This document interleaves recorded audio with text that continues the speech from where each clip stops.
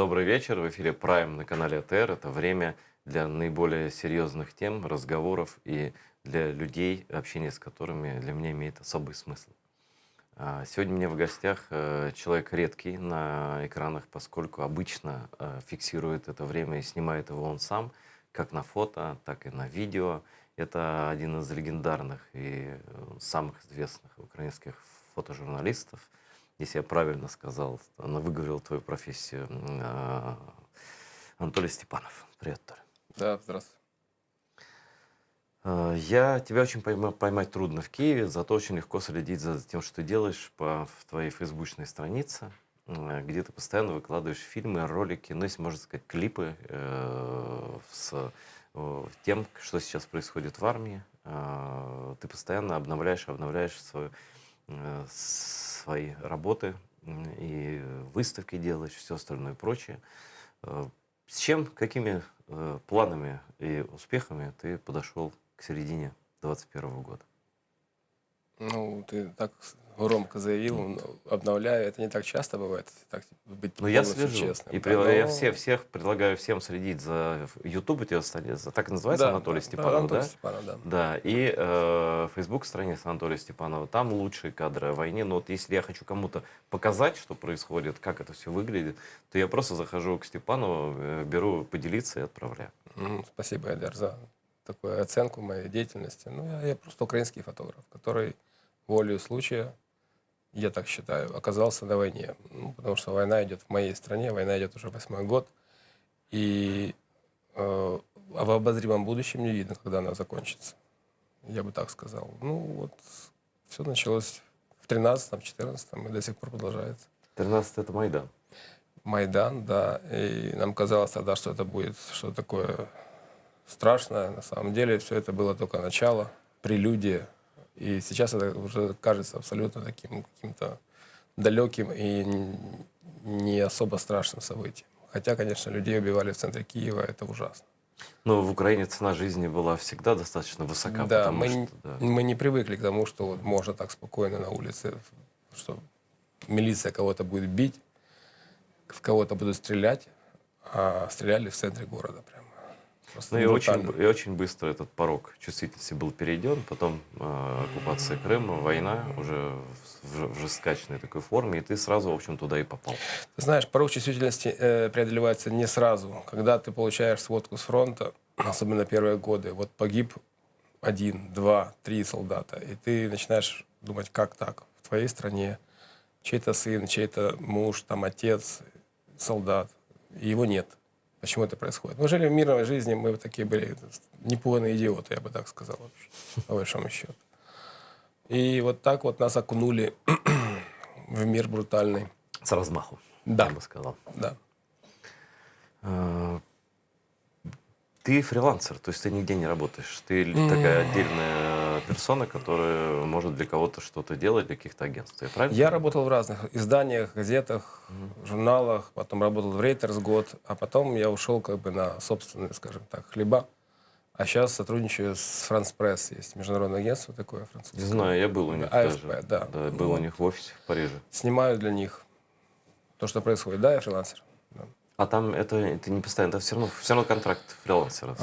Да, фрилансера, контракт это громко сказано, но да, ты просто снимаешь для них, и они как бы это публикуют. Это единственная, скажем, для меня возможность, не единственная, но это возможность показать людям, что в стране идет война, и людям во всем мире. Это держит. Смотри, но этот контракт же не запрещает тебе сотрудничать с другими, Нет, выставки нет, делать, не запрещает. вести свой YouTube. Там. Выставочной деятельности это вообще не касается. В принципе, Ютуба тоже. Все, что на Ютубе, это то, что я думаю об этой ситуации.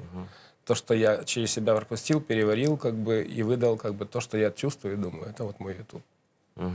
Ну, это твои фильмы такие небольшие. Ну, не фильмы, скажем, документальные ролики небольшие, но это их ценность в том, что это чистый документ. Ну да, то есть ты же ничего не ставишь. Да. Там нет закадрового голоса, там нету комментариев, там просто есть небольшой подводочный текст и лайв. Все, что я увидел, все, что мне удалось снять, я это монтирую сам и выдаю. А на что ты снимаешь? На обычную камеру фотографическую Canon. И фото, и видео? Абсолютно, да. На цифровик? Да, да, да. Ты упомянул агентство «Франс Пресс» и сказал, что тебе важно, чтобы люди видели за границей, что Да. происходит.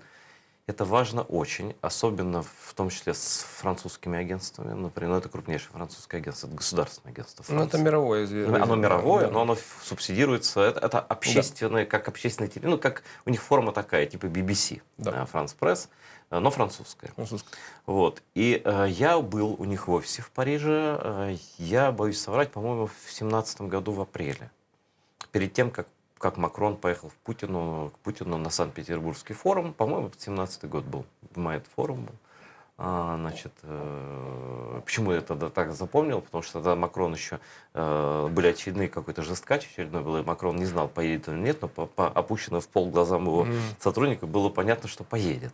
И он там ходил по набережной с Путиным, там улыбался ему, все такое прочее.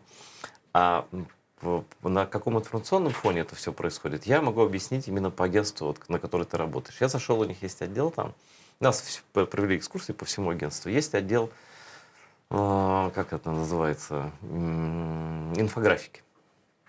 То есть там, где карты рисуют, где какие-то там, ну, что происходит в мире, когда они сопровождают свои новости схемами. Я смотрю, говорю, покажите, что касается Украины. Они показали Крым, там написано «Оккупированной Российской Федерацией». Я говорю, Донбасс покажите, Ордло. Они показывают, и знаешь, что там написано? Ну, наверное, знаешь, нет? Контролируется повстанцами, симпатизирующими Российской Федерации. Вот смысл такой. Ты понимаешь? Они все слишком корректные. Ну, то есть создается впечатление, что там такие романтики. Ну, кто такой повстанец? Это Да-да-да. светлая личность, борец с тиранией. Понимаешь, там с проклятым колониальным прошлым, что-то такое. И вот они сидят такие и симпатизируют России. Ну, они все стесняются называть вещи своими именами, на самом деле. То есть, как бы, и у многих отсутствует причинно-следственной связи. Я говорю о нашей стране тоже, по большому счету.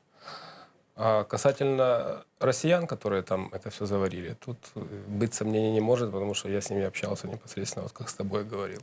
С кем? С бойцами Гиркина. Да Славянске, да. А как это было? Это было совершенно случайно. Я ездил, снимал и просто вышел из такси. В Славянске. Да, там есть такой район, Черевковка, и мосты, которые ведут в Славянск, когда на троллейбусы ходят. Был блокпост, я вышел на блокпосту, и мне кто-то так кричит в спину: убери машину с линии огня. Оборачиваюсь.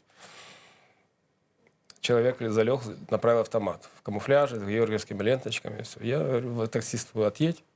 Начал с ними общаться. То есть убегать нет смысла, потому что можно еще пули получить, да.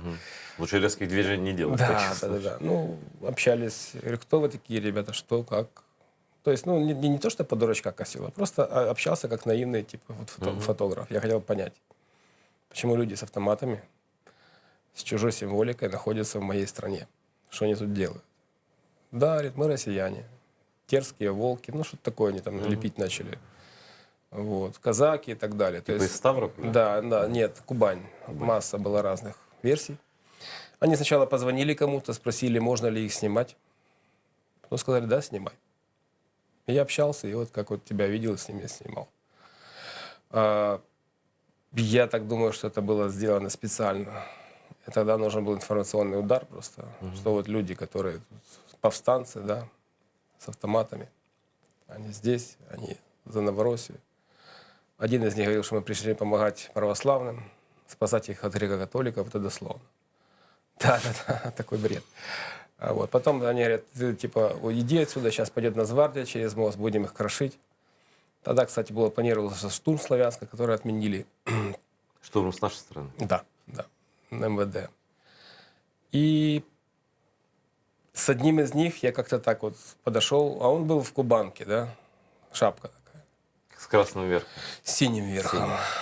Он очень был фотогеничен. Я говорю: можно твой портрет сделаю? Он говорит: ну, снимай. Я снял. Через несколько месяцев я увидел некролог в интернете. И написано, что Дмитрий Пономарев, позывной Динго, погиб под Краснодоном от украинских, скажем, войск. Ну, то есть он погиб, да, это герой Новороссии сейчас. И зайдешь в интернет, спокойно в Google набираешь Динго, И твой портрет. Нет. Ну, портрет это такое. Я о том, что кто это все понятно, кто эти люди, откуда они пришли, как бы. Но сейчас как-то так вот очень сильно это все стеснительно замалчивается почему-то и в средствах российских, что кто начал эту войну, в принципе. Вот.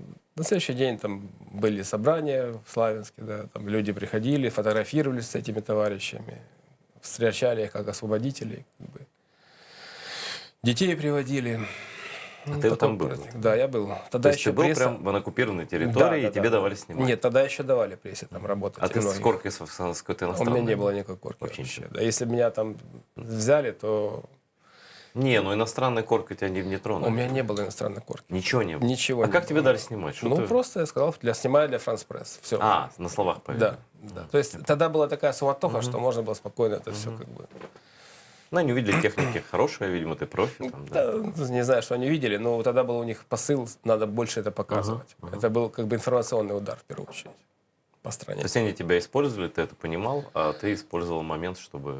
Я как фотожурналист это снимал, потому что я думал, о, классно, попал, повезло. Сейчас Ну, ты уже вообще начинаешь действительно понимать, повезло. что ты мог оттуда просто Нет, не больше не повезло, уйти. что ты эти фотографии увез оттуда, да, Да, они вместе вышли с в тот же собой. день, просто в ленте. А, Они в ленте вышли, они находятся сейчас в базе France Press. И всегда можно это поднять и вот показать. Вот. Они есть. Их уже нельзя, это, знаешь, как это, их уже нельзя не вычеркнуть, не вытравить ничем. Это уже висит. слушай, а там забиваешь, там они авторские, там твое имя есть автор? Да, фотографии? конечно. То есть заходишь в France Press, Да. забиваешь Степанов, Не думаю, что там так все просто, но найти можно. и за эти годы там сотни фотографий. Тысячи. Думаю, да. Да. Там база уже такая хорошая. Ну, это, конечно, как репортеру, тебе очень сильно, конечно, повезло. Вот. Да, тот месяц, апрель до мая, это, я не говорю, что это репортерская удача, но так получалось, что судьба меня направляла в такие места, где было вот самое горячее. Я побывал потом в Краматорске, когда наших десантников там прессовали. Местное население, потом вечером появились гиркинцы и пытались отжать технику. До этого они технику отжали утром. Вот если ты знаешь, нонны, которые стреляли потом по нашим войскам, это были нонны, которые отжали у десантников при помощи мирного населения. А как? Технология отработана еще по Чечне. Выгоняется толпа людей, плач, зачем вы нас тут пришли убивать, да так, да сяк. Среди военнослужащих есть люди, которые из этого региона, потом начинаются всякие уговоры и так далее. И люди, кто ломается, кто нет. Ну вот тогда мы вывалились на дорогу и видели, на нас идет колонна под российскими флагами. А на машинах сидят вот эти товарищи гиркинцы и солдаты в дубке. Какие солдаты? В дубке, форма дубок такая, тогда еще была украинская военная. Как такое могло быть? Такое было. Это известный факт. Было.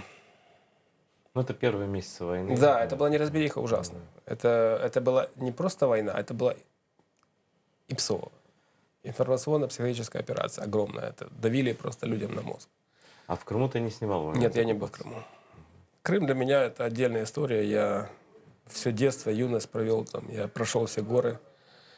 Я нырял в Сифон, в Кызылкабе есть такая пещера, если знаешь. Галерея Кровавая Мэри, туда далеко по пещере нужно идти. Я там ходил, туризм. Потом я ездил очень много в Феодосии. Феодосия — это вообще для меня жемчужина. Снимал истории про рыбаков, которая выходила на National Geographic. Да. На всемирном National Geographic? В украинском и в российском. Во всемирном нет. Но этого достаточно. Какие годы? 2006. Какие ощущения были тогда от Крыма? Крым это... Когда ты в юности попадаешь в Крым, то ты, как говорится, остаешься там навсегда уже. Крым это жемчужина. Но тогда уже чувствовала, что с Крымом работают. И с Крымом не работают наши власти так, как должны были работать.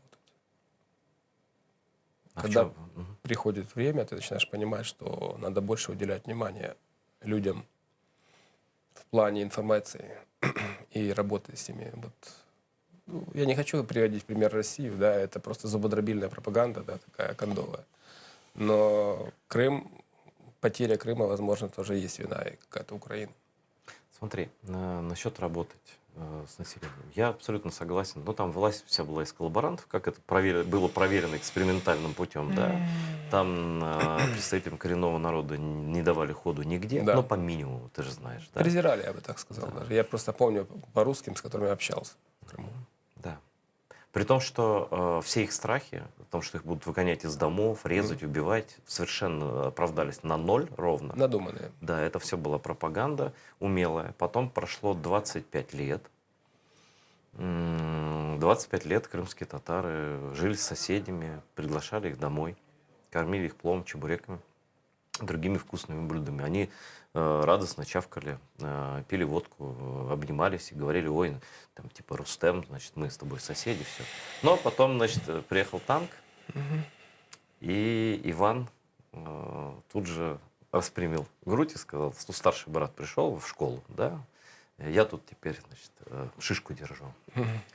Я думаю, что таких людей, в принципе, лаской, ну, вниманием там, ну, трудно перевоспитать, потому что они воспринимают все это как какое-то проявление слабости. Ну, хотя бы информировать людей нужно, ну, так или иначе. Иметь какую-то государственную политику. В этом. А ее не было на тот Абсолютно. момент вообще. Абсолютно. И не было никакой государственной политики поддержки крымских татар. Полный самотек. А последний раз в Крыму? Даже не скажу так точно, это были... Я потом долго ездил к рыбакам просто так. Когда ты приезжаешь к людям, да, и с ними в море ходишь и снимаешь, продолжаешь снимать, уже вроде история вышла, а ты к ним ездишь и снимаешь. Просто ты их любишь. И, ну, как бы в эту среду погрузился. И, ну, 2006-2007, по-моему, даже в 2009 точно. В 2009 ездил, потому что я помню, тогда был первый шантаж российский газовый зимой. Я зимой туда ездил, и вот это вот вся эта информационная была шумиха. Да, в 2009 был точно. Давно не был. Да, очень давно. Посмотрю с удовольствием твои фотки крымские, потому что я их не видел никогда. Я видел твои фотки только военные. Это рыбаки в море. Я фотограф. Все говорят, Анатолий Степанов военный фотограф. Я снимаю все, абсолютно все. Футбол, моды, то есть мне нравится все снимать, как бы. То есть, Моду? Конечно. Фэшн-вики. Ну, снимал, по крайней мере, раньше. Сейчас как-то так оно все как за пеленой. Но если нужно, мы снимем все. А ты мог быть, если бы не война, гламурным фотографом, таким Нет, гламурным не мог. Анатолий Степанов, Нет, там, нет, ОФФ нет. в конце. Понимаешь, когда ты окунулся уже в что-то настоящее, тебе тяжело заниматься этими вещами. Нет, я имею в виду, если войны не было. Тут, если бы не работает, я не знаю, что было бы, если бы, на самом деле. Вообще, конечно, жизнь вот прям через колено, как доска переломана. Вот эти моменты. Или дает волшебный пендель и направляет просто. Вот так. И ты потом понимаешь, что ты занимался, ну, не то что глупостями, но оно все того не стоило. Я согласен. Ты процентов времени проводишь в Киеве и на фронте? Примерно как? Каждый год по-разному. Были годы, когда я почти каждый месяц по 2 недели проводил на войне. Ну, это 19-й год. Там, это вот половину такое, времени. очень интенсивно, половину времени. Сейчас чуть меньше, потому что оно затихает, оно имеет какую-то цикличность, понимаешь. И ты не то что устаешь, ты перестаешь уже это чувствовать и видеть так вот, как раньше. Нету остроты ощущений. Тебе нужно паузу взять какую-то. Любому фотографу нужна пауза. Любому. Это Ну, и ты же журналисту тоже, Да и конечно. журналисту. Борис, ну подожди, ты все-таки журналист тоже, то есть, ну ты просто рассказываешь другими способами это все. Вот. Ну, возможно, так, да. Ты журналист Фотография всё равно. тоже язык, да. Ну И ты видео, журналист, да. репортер, Согласен. давай так по-американски, репортер. Да. Мне больше нравится документальный фотограф, но пусть Но будет репортер, репортер. это все равно, репортер это Всё шире. с Репортер репортера, может быть да. пишущий, может быть документальный Все фотограф. с репортажа начиналось. Это но, ну, то, что ты делаешь, это в принципе есть репортаж. Да, Фотографически чисто. да. И есть кадры, ну, кроме тех, о которых ты говоришь, видео или фотокадры, которыми ты вот гордишься всю жизнь будешь гордиться. Ты знаешь, гордиться... Я знаю, что я сделал важное дело просто. Ну, Какие-то- это ясно, за тебя беру весь пафос. Ты говори по факту. Символы какие-то снял. Да, Вот. да. Понимаешь, это война. Это все еще распад Советского Союза, на мою точку зрения. Смотри, мое мнение было, что мы живем в продолжении Второй Чеченской войны. Вот сейчас продолжение. Ты дальше копнул. Мне очень интересно твое мнение. Расскажи свою точку зрения. империя, которая в 91-м, там, вроде как говорят, развалилась, у нее конвульсии. Вот сейчас попытки собраться снова. Построить еще раз Советский Союз номер 2. Так или иначе, нас никто никуда не отпустит. Это все должны понимать. Кто-то не понимает, ну, то, значит, наивный человек. Просто в первый день, когда я приехал летом на войну, у меня была пауза. Я сначала снимал в Одессе трагедию одесскую. Май, да. Это ужасно, на самом деле. Тогда были другие ощущения. После Славянска, Краматорска ты на это видишь и думаешь, ну хорошо, вот тут мы отбились, да, все хорошо. А когда проходит время, ты начинаешь понимать, что ну не должны так люди, как, я не знаю, какие-то муравьи, которых просто раздушили, вот так вот раздавили 42 человека, да, гибнуть в мирной стране. Тогда же мы считали, что живем в мирной стране. Угу. Мне их сейчас по-человечески жалко, честно. Серьезно? Тех, которых загнали туда на убой, в этот Дом профсоюза. Я снимал это все. Я приехал в Одессу, 2 мая это случилось, а вот 3 мая, 5 утра уже возле Дома профсоюза. Еще лужи крови стояли на улице, вот, не высохли. Там была бойня. В Дом профсоюза нас пустили 4 мая, в середину. То есть до того там убирали тела и все остальное. Это трагедия, страшная трагедия на самом деле. Но, может, циничную вещь скажу, Да. но у каждой революции, у каждой национально-освободительной войны есть цена. Есть. Мы ее платим и будем еще платить долго. Потому что, опять же, циничную вещь скажу, не было бы тех страшных событий, в которые погибли разные люди. В Одессе сейчас бы, может, флаг Новороссии развивался. Не готов ответить на этот вопрос.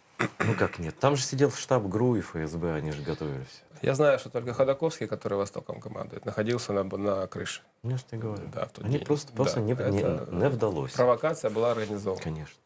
Никто не знал, что не предполагал, что это будет такой ужасный результат. Я не думаю, что они планировали убить такое количество людей все равно. Ну, скажем так, невооруженных, которые пришли покричать. Масса людей просто случайных. Те, кто был боевики, они зашли на крышу, Ну, конечно. оттуда стреляли из автомата. Ну, то есть, как бы, они знали, что делают. А вот эти идиоты, ну, такие. На заклание пошли обычные люди. Вот что самое страшное. Ну, конечно. Ну, слушай, ну так всегда бывает, опять же. Не бывает чистых войн. А потом я Всегда. приехал на войну уже в августе месяце. Июль, июнь, как бы я вот сюда доходил от этого ужаса и приехал в августе. И в первую же ночь, когда я попал к Донбассу. Это был август, жаркий, такой паркий месяц. Мы ночевали на крыше школы Попасной. На крыше? Зачем? Да, потому что в помещении невозможно было находиться. На крыше постелили карематы, Жарко спальники, было? да, и просто так, и крыша гудела. Народ просто от того, что он принимает участие в освобождении своей страны, был страшный подъем. Вот. Крыша гудела под звездами. До утра практически. Все разговаривали, о чем-то рассказывали, переговаривались. И потом, значит, они собрались и пошли в Курахово, а потом был Иловайск. Вот. Так вот утром я снял карточку. Это вот фактически первый мой съемочный день. Один солдат Донбасса стрижет другого, а тот, которого стригут, завернут в перевернутый флаг Коммунистической партии Украины. Вот я считаю эту карточку символом до сих пор. Как бы. Процесс развала Советского Союза еще продолжается. Это флаг такой, наверное, был типа бархатный, Белый, такой нет, со школы. белый флаг, и просто так это обычный, как бы, Да. ну, да, и серп и молот, Ну, в только школе висел. перевернутый серп и молот. Ну, вот такие ассоциации. Были и другие фотографии, но сейчас я как бы уделяю много времени проекту, я назвал его «Незалежні», «Независимая». Это молодежь, которая родилась уже в Украине, независимой Украине, которой приходится за нее воевать. То есть молодежь фактически это как бы золотая акция каждого государства. До 30 лет. До 30. Ну вот 30 лет независимости в этом году. Да. А Они ты будешь выставку делать? Да, наверное. Ну, как получится.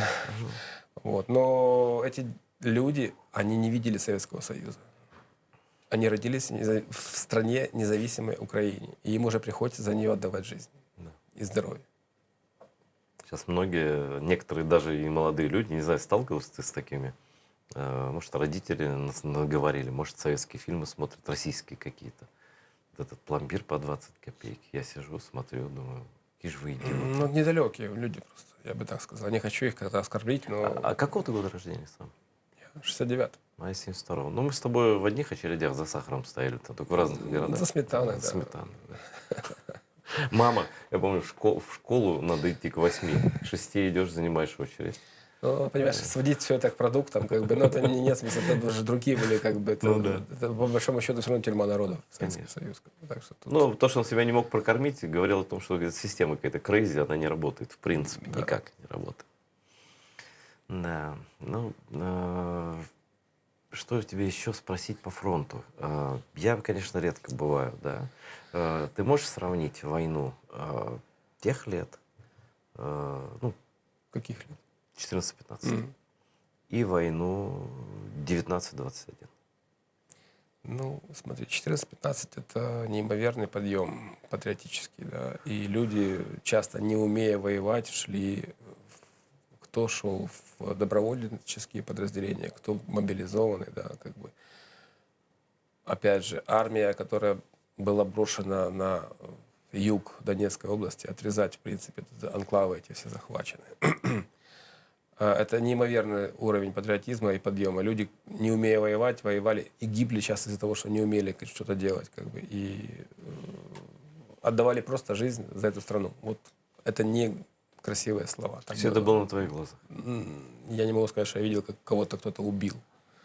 Я просто знаю последствия. Людей хоронили просто десятками солдат. Особенно в добровольческих подразделениях.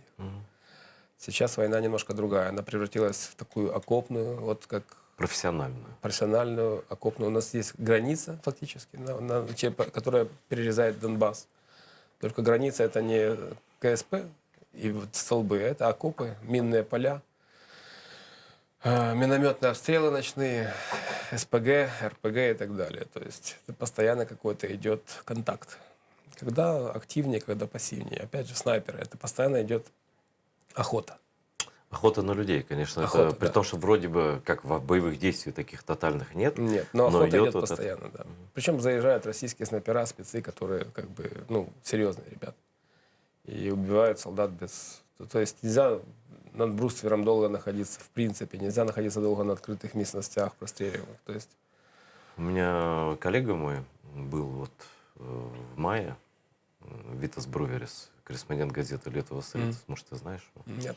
Он был в одном из наших подразделений, и в тот день, когда он туда приехал, там солдат просто высунулся из окопа на 1,5 секунды, голову поднял. Ну, как-то по неосторожности. 1,5 секунды. Все. Этот солдат просто в этом месте примелькался. Снайпер работает, он сначала смотрят. долго смотрит, долго наблюдает, потом видит, что вот в этом месте появляется человек, потом он туда уделяет больше внимания этой точке, и потом просто вот на на несколько секунд он увидел человека, он уже был наведен в эту точку и выстрелил. То есть нельзя примелькаться на одном месте. Нельзя долго находиться. У меня был случай, я на промке жил у ребят, весь вечер у меня сидела кошка на коленях. Я ее гладил, мурчала. Пошел отдыхать в блиндаж, утром приходит старший позиция, говорит, нету кошки. Нашли с пулевым в амбразуре. Она просто вылезла в амбразуру. Он подумал, что это, ну, я не знаю, либо неопытный, либо просто развлекался, да. Ну, ночью ты просто тепловое пятно. Да, он же не видит, солдат, живой, да. живое Он увидел что-то. просто Да. тепловое пятно, выстрелил, кошку убил. Опытный снайпер всегда разберется, где человек, где кошка. Или же он просто уже охотился и на малейшее движение сработал. Ну, вот так вот. Ну, если окошко, там он просто увидел, что там красное пятно. Да, это же голова человеческая или кошка, это сложно определить. И он бахнул. Если бы ты высунулся, тебя бы не было. Любой. Ты просто ночью светловое пятно. Тепловое пятно. Я видел это, да, как это Да. выглядит. Иногда мы, я помню, путали, смотрели, кто же это такое оказалось, потому что там пара собак, что ли, вот ходила. Ну, Да. Ну, надо проверять, все равно же проверять надо как-то. поэтому ночью лучше как бы... А солдатам ночью приходится смотреть тепловизор. То есть ты все равно должен подниматься над окопом. Ты закрываешься там, например, карематом, еще чем-то, но все равно ты должен смотреть, и у тебя нет вариантов. Ты бдишь, никто не должен пройти, зайти, у тебя товарищи отдыхают. Как бы. Ты попадал лично в ситуации, когда, ну, ты, скажем так, второй раз родился? Ну, так что по большому счету дважды такое было. Рассказывай.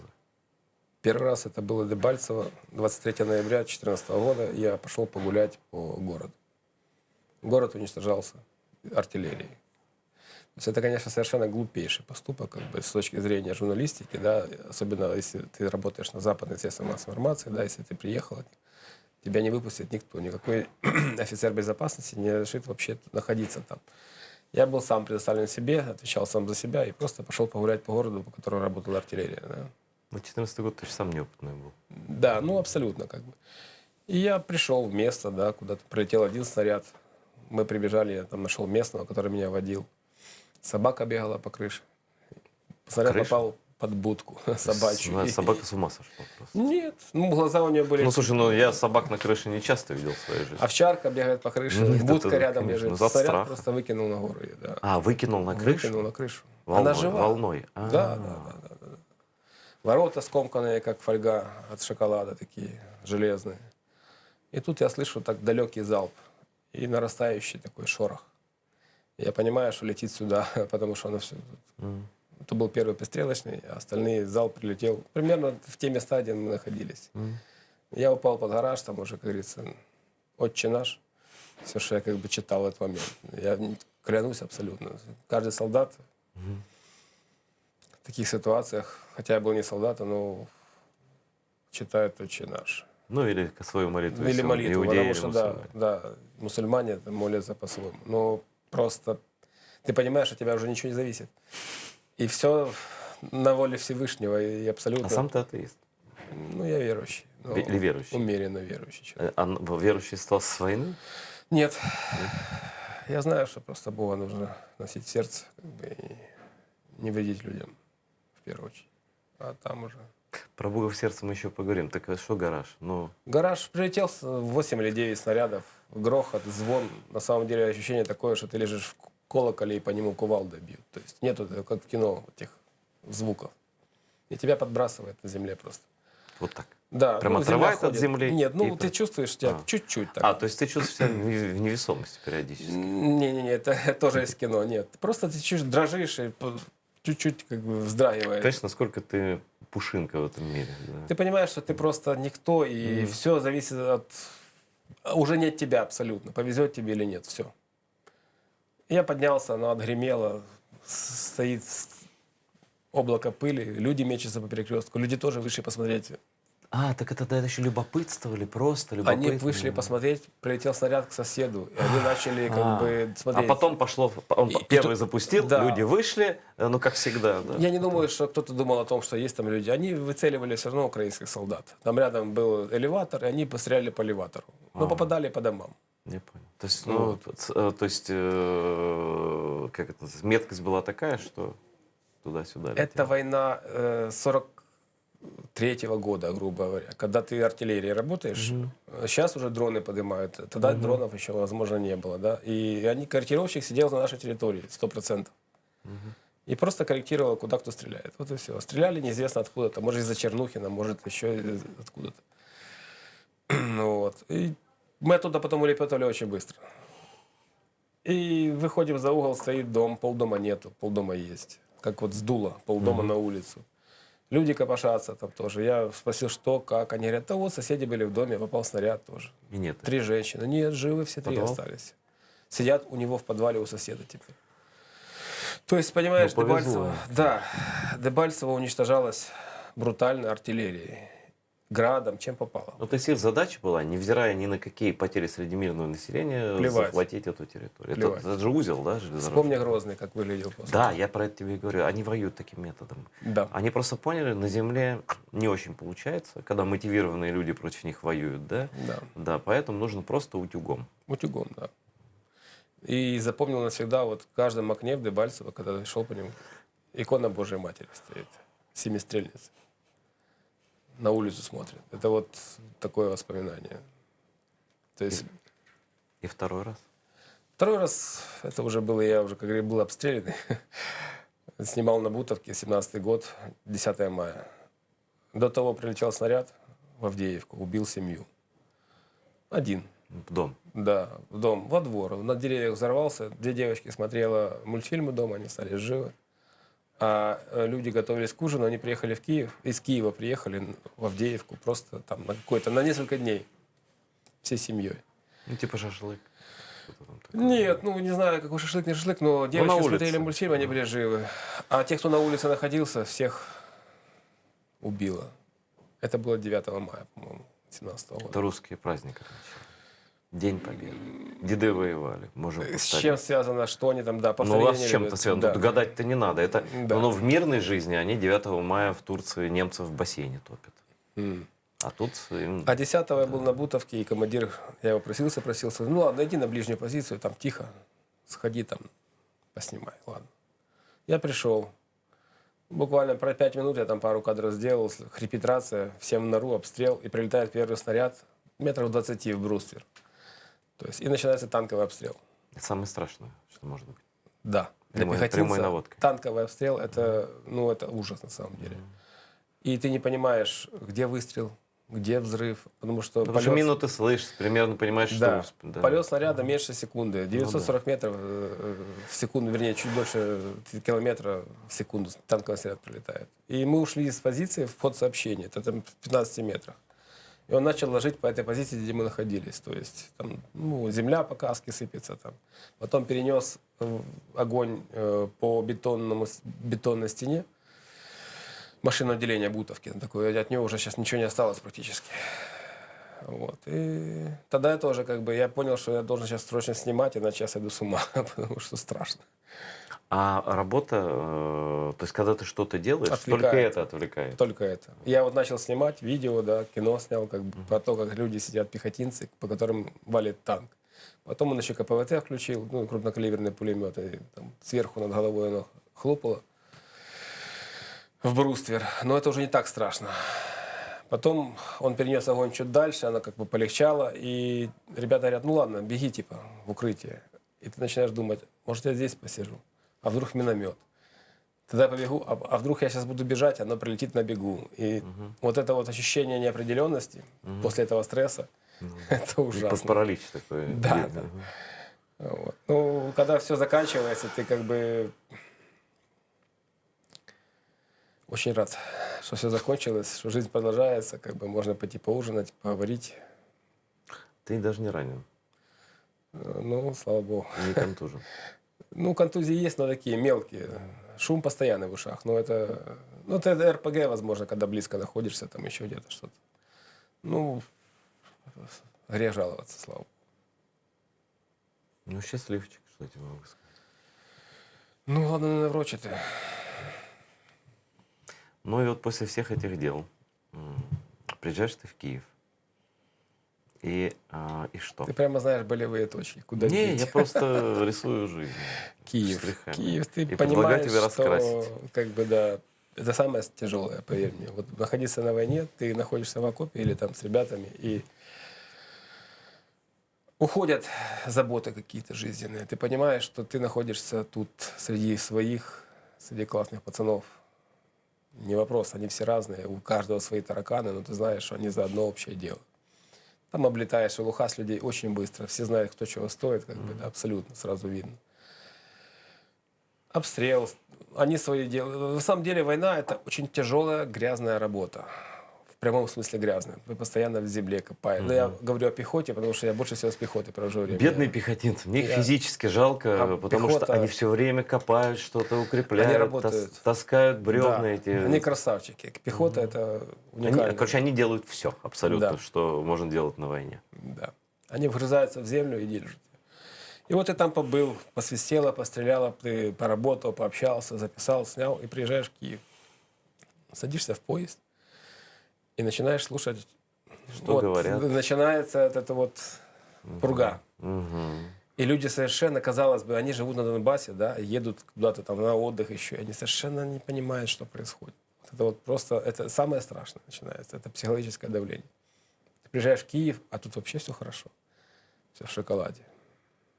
Пробки, какие-то там у людей проблемы, планирование отпусков. Ну, сейчас ковид придавил, правда, а до этого все было вообще замечательно. И ты думаешь, да ё-моё, от вас 700 километров от вас прилетает, кому-то в спальню, кому-то в окоп, еще что-то. А тут как бы надо же хоть немножко как бы... Ну, я понимаю, что у всех свои проблемы, да, все живут в своем мире. Но понимаешь, что идет в стране война, она идет, и она даже сейчас идет. И Вот щас какой-то частью мозга надо это все время понимать. надо об этом хоть немножечко. И она идет. И она идет сейчас. Вот мы с тобой разговариваем, да, кто-то сидит, смотрит в окопе, Да. да, что-то. Где-то снайпер На сидит. кого-то охотится снайпер, да. Где-то, возможно, сейчас же СПГ включили, там, или там гранатомет прилетел, или еще что-то. Так что А я могу угадать, какой твой самый нелюбимый праздник интересно. в году. Попробуй. Новый год.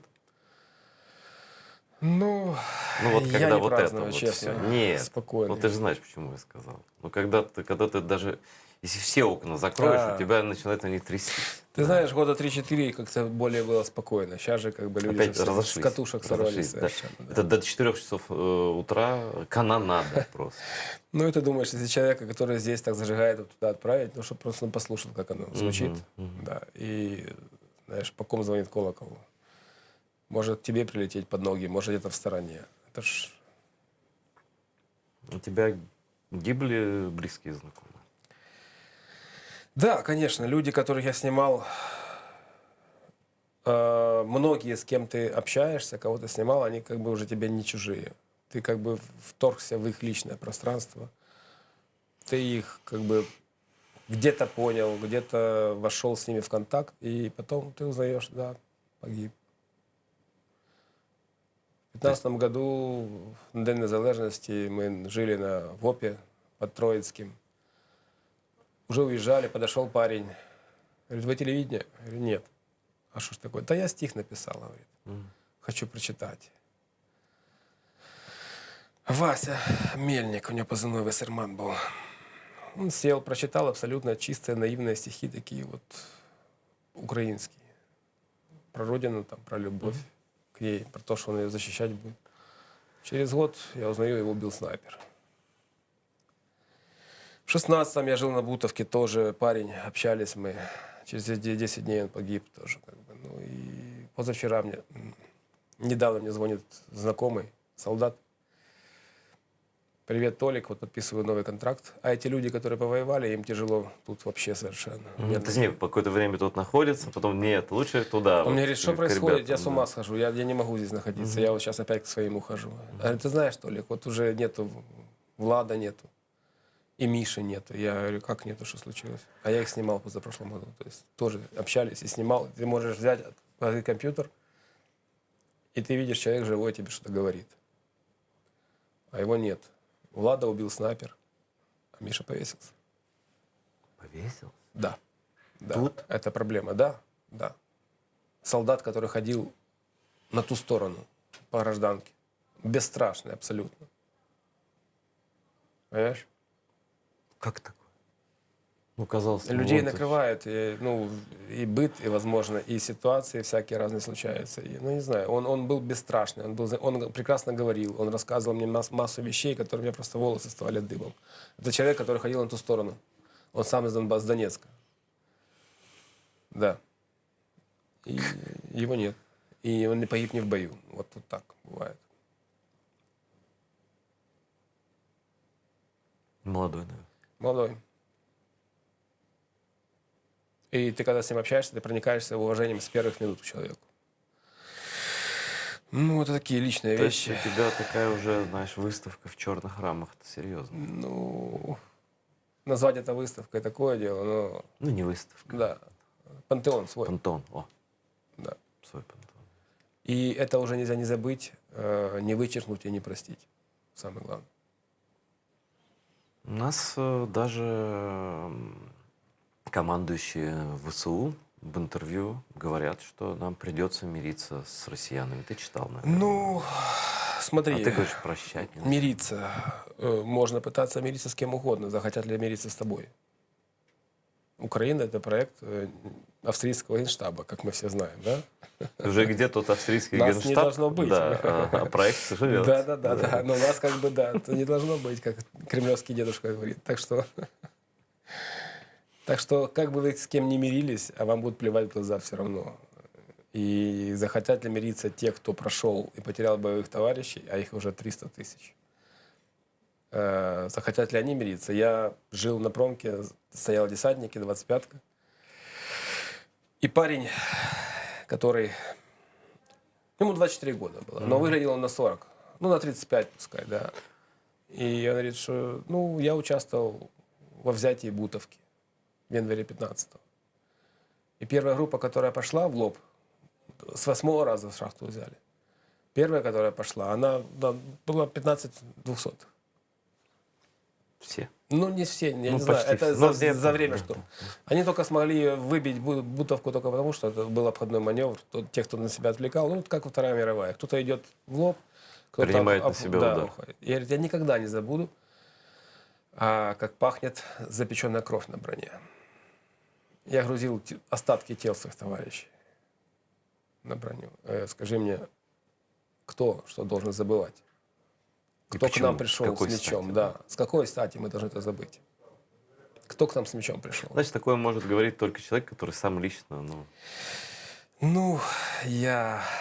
Понимаешь, общаясь с политиками, они становятся немножко политиками, эти военные, мне так кажется. Да, конечно.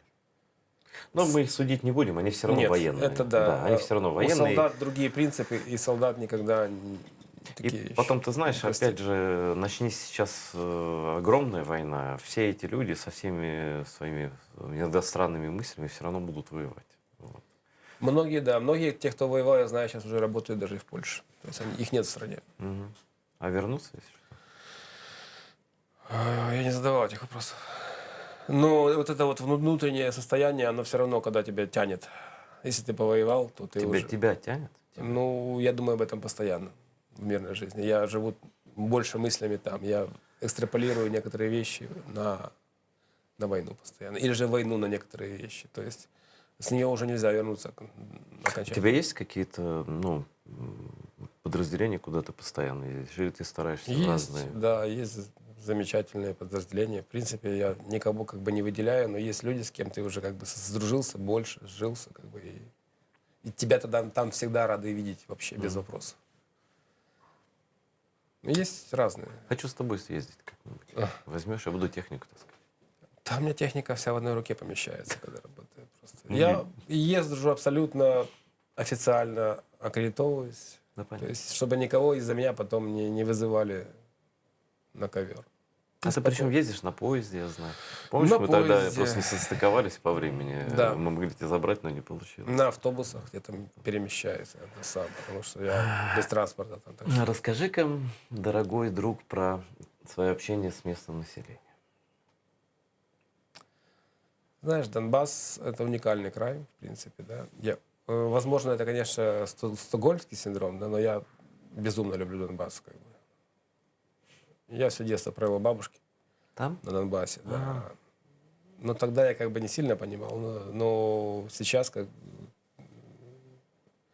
он очень красив. Безумно красив Донбасс. Да, правда. Вот своей такой особой какой-то красотой. Такое солнце и небо, которое там, ты нигде больше Все не одно и встретишь. то же говорят. Да? Да. Честно, я не читал никого. Ну, мне вот говорили, Клянусь. да. Эти подсолнухи, которые просто, терриконы, пирамиды Хеопса. Какие степи, озера и вообще леса. Леса, на самом деле, на Донбассе, все говорят, что это как бы степной край. Леса тоже есть прекрасные. И люди там тоже особые, это правда. Потому что тот, кто любит Украину на Донбассе, это самый большой патриот. Это этой страны. точно. Это Потому люди, что- которые выгрызут кадык зубами, понимаешь? Да. И этих людей, хотя бы ради них, Донбасс нужно лелеять, халить и забирать. Конечно. Донбасс — это Украина. Я всегда, знаешь, говорю, когда но там в Крыму много ваты, там туда-сюда. Я говорю, вы знаете, пока там на своей земле, в эту землю вгрызся хотя бы один крымский татарин, а он не один. Забыть про них, даже если их там меньшинство. Это историческая родина. О чем Это- говорить? нет, это такое предательство. если мы его совершим, ну, забудем как-то про Донбасс и про Крым, Украина построена не будет, потому что на предательстве не строится Нет. ничего. Теперь касательно людей. Давай. А люди на Донбассе, то, что я сказал, да, они тоже особо имеют характер. Это правда. То, что там на партии регионов, который рассказывал, что донбасский характер, это правда. Я говорю, люди с Донбасса, которые воюют за Украину, это золотой фонд. Ну, рассказывай, интересно же. А люди, которые живут на Донбассе, да, масса людей, это такое сублимированное серое вещество, которому лишь бы не стреляли есть. Придет Россия, придет Украина, лишь бы им не стреляли. То есть не сказать бы, что не любят Россию, но Не просто... сказать, да. Вот с таким тоже приходится сталкиваться. И, в принципе, они подвержены пропаганде очень сильно С российской. той стороны. Да. Которая Потому что она всё. льется даже на нашей территории. Ты включаешь телевизор или радио, ты слушаешь все это. Как Даже без потоком. тарелок? Без тарелок. Зачем тарелки? На антенну обычную. Прекрасно. Вот так вот. Поэтому ощущения очень как бы диаметрально противоположные, но как бы нам с ними жить, и они там страдают тоже на этой серой зоне и так далее. Как бы. Но понимание причин конфликта, да, и все, не у многих. Даже за эти 7 лет войны, 8-й год пошел, возникло, к сожалению. Есть масса людей, которые ждут Кого? прихода русского мира. То есть ни Крым не научил, ни оккупированные Ничего. территории. Телевизор, он все Телевизор всё выел мозг. То есть даже человеку говорят, что вот там плохо. Нет, ну тут же сказали вот по телевизору. Да. Но я все-таки хотел бы, чтобы ты про патриотов донбасских рассказал, потому что у нас остается буквально 3 минуты, и вот ты говоришь особый донбасский характер, донбасские люди, которые воюют за Украину. Все-таки для меня они дороже, чем, извините, все остальные. Их на самом деле масса. Я с массой знаком. Я тоже считаю, патриотов Донбасса, вот донбасских, много. И это не шуточка. И много людей уже дало жизнь просто вот за свой край. И сейчас, кстати, когда я езжу, да, я встречаю очень много ребят именно местных. Луганск, Донецк, вот и эти регионы. Украинец это что? Это этнос, это... Я думаю, это политическая нация в первую очередь должна быть. Что такое политическая нация? Отношение к жизни, к свободе. К что Это любовь к своей стране в первую очередь. И понимание истории и сути. То есть ты можешь быть евреем, татарином, русским, кем угодно, но ты будешь украинцем. А, кстати, ты кто? Ну, этнически. Этнически у меня намешано. Да у всех, наверное. Да. Есть и украинцы, и русские, и армяне. Ну, поди, у тебя и родственники есть там в России. Нет, в России нет родственников. Ну, или ты их не знаешь. Нет, ни с кем не. Ты киянин коренной? Сложно. Да, я родился в Киеве. По тебе видно. Ты такой какой-то... Ну, мои родители совершенно не из Киева. Отец с Донбасса, а мать вообще из Баку, так что... Серьезно? Да. Все, я же очень сильно все смешалось. Ну, Особенно вообще, после знаешь, войны. Советский Союз это умел делать. Да. По себе знаю. Переселение народов это...